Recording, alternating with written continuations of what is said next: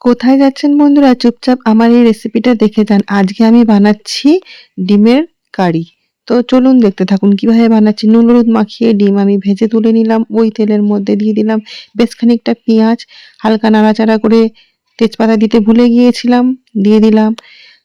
পেঁয়াজে হালকা রং চলে এলো, দিয়ে দিলাম আদা রসুন পেস্ট, নুন, হলুদ, লঙ্কার গুঁড়ো, ব্যাস আর কিছু দেবো না। এবার আমি খুন্তি দিয়ে নাড়াতে থাকলাম। এবার আমি দিয়ে দিলাম টমেটো কুচি, দিয়ে সামান্য পরিমাণ জল দেব আর চিনি দেবো, দিয়ে চাপা দিয়ে দেবো যাতে সিদ্ধ হয়ে যায়।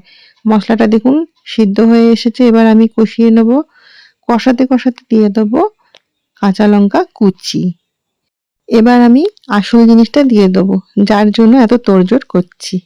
ডিম ডিম দিয়ে হালকা নাড়াচাড়া করে কষিয়ে নিয়ে সামান্য পরিমাণ জল দিয়ে আস্তে আঁচে ঢেকে দেবো।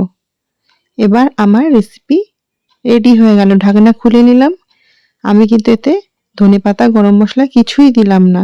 একবার এইভাবে বানিয়ে খেয়ে দেখবেন আপনারা, সেই স্বাদ লাগে। গরম ভাতের সাথে একদম জমে যাবে।